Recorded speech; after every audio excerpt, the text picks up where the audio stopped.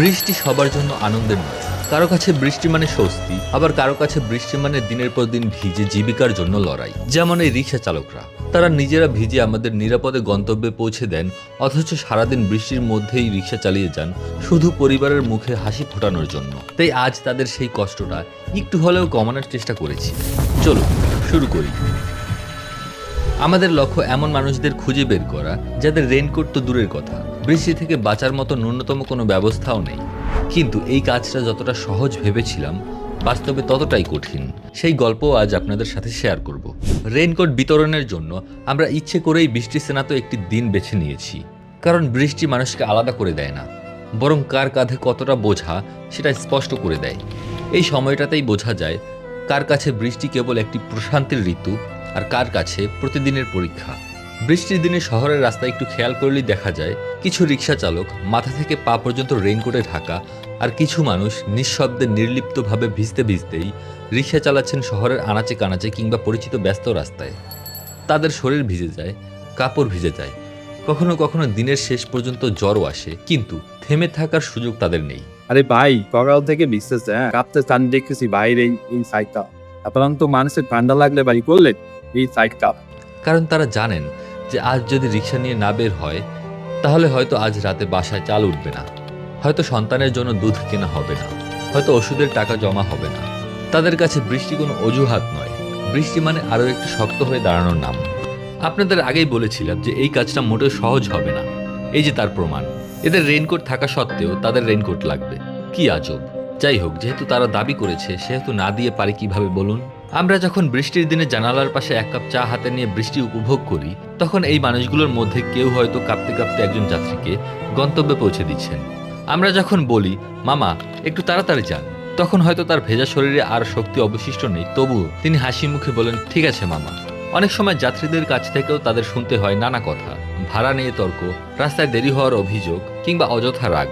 অথচ কেউ একবারও জিজ্ঞেস করে না যে মামা আপনি কতক্ষণ ধরে ভিজছেন, অথবা আপনার শরীর ঠিক আছে তো।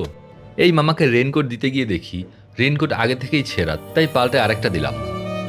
রিক্সার পেছনে বসে আমরা খুব কমই ভাবি সামনে বসা মানুষটারও একটা জীবন আছে, তারও হয়তো ছোট্ট একটা ছেলে কিংবা মেয়ে আছে যে প্রতিদিন রাতে বাবার ফেরার অপেক্ষায় থাকে। হয়তো একজন বৃদ্ধ মা কিংবা বাবা আছেন যিনি ছেলের জন্য দোয়া করতে করতে ঘুমিয়ে পড়েন। হয়তো একজন স্ত্রী আছেন যিনি জানেন না আজ তার স্বামী কতবার ঠিক কতক্ষণ ধরে বৃষ্টিতে ভিজেছেন। এদিকে বৃষ্টিও থেমে গিয়েছে, তাই কাজটা আরো কঠিন হবে। এই লোকটাকে চিনে রাখেন, পরে এর কাণ্ড দেখতে পারবেন।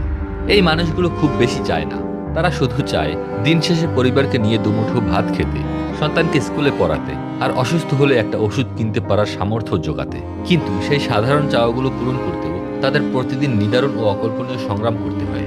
আজকের এই ছোট্ট প্রচেষ্টায় হয়তো আমরা তাদের জীবন বদলে দিতে পারবো না, একটি রেইনকোট কোনো মানুষের সব কষ্ট দূর করে দিতে পারে না, কিন্তু আজ বাড়ি ফেরার সময় একজন রিক্সা চালককে আর ভিজতে হবে না। মানুষ হিসেবে কখনো কখনো আমাদের সবচেয়ে বড় কাজ হয় অন্য একজন মানুষের কষ্টটুকু বুঝতে চেষ্টা করা। কখনো কখনো একটি রেইনকোটও একজন মানুষের কাছে সম্মান, যত্ন এবং ভালোবাসার প্রতীক হয়ে উঠতে পারে। তাই আজ এই বৃষ্টি ভেজা দিনে আমরা শুধু কিছু রেইনকোট বিতরণ করছি না, আমরা চেষ্টা করছি এই মানুষগুলোর প্রতি আমাদের দায়বদ্ধতার কথা মনে করিয়ে দিতে। রেইনকোট দেওয়ার শেষে যখন বাসায় যাচ্ছিলাম, তখন একটা লোকের কথা বলেছিলাম, মনে আছে? ওনার কাণ্ড দেখে তো আমি রীতিমতো অবাক। ওনার রেইনকোট আছে, সামনে ছাতাও আছে, তারপরও উনি এসে বলে যে আমাকে একটা রেইনকোট দিবেন, বৃষ্টিতে আমার জামা কাপড় ভিজে গিয়েছে। আমিও যাচাই বাছাই না করেই দিয়ে দিয়েছিলাম, কিন্তু তারপর যা ঘটলো তার জন্য আমি মোটেও প্রস্তুত ছিলাম না। সে আমাকে দেখেই রিক্সাটা ঘুরিয়ে ফেললো, কিন্তু আমি তো তাকে চিনে ফেলেছিলাম। আসলে একটা কথা আছে না, বাঙালি মাগনা আলকাতরা হুগায়ও মাখে, তো এখানেও তার ব্যতিক্রম ঘটেনি। বললেন যে আপনার নাই জিনিসটা, আপনি কি কাজটা ঠিক করছেন? আমাকে শুধু এইটা বলেন, আমার আর কিছু দরকার নেই। কাজটা কি ঠিক করছেন? না, এটা ভুলই। আচ্ছা ঠিক আছে, আপনি ভুল আপনার স্বীকার করছেন, ঠিক আছে, আপনি ওটা রাখেন। হ্যাঁ, সমস্যা নাই। হ্যাঁ ঠিক আছে, ভালো থাকবেন। আবার এদিকে আরেকজন রিক্সা কার কাছ থেকে যেন ধার করে নিয়ে এসেছে, কারণ আমি বলেছিলাম যে ভিজছে শুধু তাকেই দেওয়া হবে, তাই সে রিক্সা ধার করে এনেছে যেন তাকে একটা রেইনকোট দেই। কি আজব! বৃষ্টি থেমে যাবে, রাস্তা শুকিয়ে যাবে, এই ভিডিওটাও হয়তো একদিন ভুলে যাবেন আপনারা, কিন্তু আজ বৃষ্টির মধ্যে যে মানুষটাকে ভিজতে দেখলেন তার সংগ্রাম আগামীকালও একই রকম থাকবে। আর হয়তো পরের বার রিক্সায় ওঠার আগে আমরা অন্তত একবার ভাববো আমাদের গন্তব্যে পৌঁছে দেওয়ার জন্য কেউ একজন নিজের জীবনের সাথেই প্রতিদিন একটা ছোট্ট যুদ্ধ করে যাচ্ছে। বলেন যে সাবস্ক্রাইব tricks to go.